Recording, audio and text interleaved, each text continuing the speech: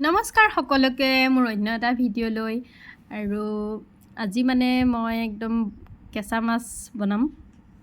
কেনেকৈ বনাওঁ কি গোটেইখিনি দেখাই থাকিম। এয়া মছলা চছলা দিলোঁ বাৰু আৰু আলু দিলোঁ, আলুটো ফ্ৰাই কৰিছোঁ অলপ, ইয়াতে জিৰা চিৰা দি দিছোঁ পিছত অলপ ভাজি, আৰু তাৰপিছতে পানী দিলোঁ আৰু পানী দিয়াৰ পিছতে বিলাহীখিনি দি দিব লগা হ'ল। আৰু ভিডিঅ'টো বহুত বেছি দীঘল কৰিব নোৱাৰি যিহেতু, আৰু ইয়াৰ মাছ দি দিলোঁ।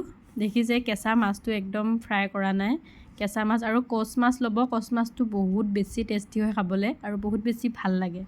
খাই চাব, এবাৰ যদি খাই নহয় নিশ্চয় ক'বই লাগিব যে ভাল হৈছে বা ভাল লাগে খাই, বহুত বেছি ভাল লাগে আৰু বহুত বেছি টেষ্টি হয়। খাব আপোনালোকে। আৰু তাৰ ওপৰতে হৈ গ'ল আমাৰ ৰেডি, আৰু মেমেধু দি দিব ওপৰত, আৰু ইমান ধুনীয়া হয় নহয় খাবলৈ।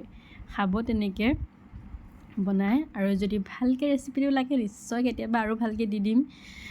অকণমান তেল দি পিঁয়াজ চিয়াজ দিব লাগে। আৰু তাৰপিছতে চাওক আজি আমাৰ কি আছে কাঁহীত, ভাত, মৰিচা শাকৰ ভাজি আৰু ভাত, জলকীয়া, পিঁয়াজ আৰু এইখন তৰকাৰী, মাছ 2 পিচ 3 পিচটো লাগেই আৰু এইকেইডাল ধনিয়া।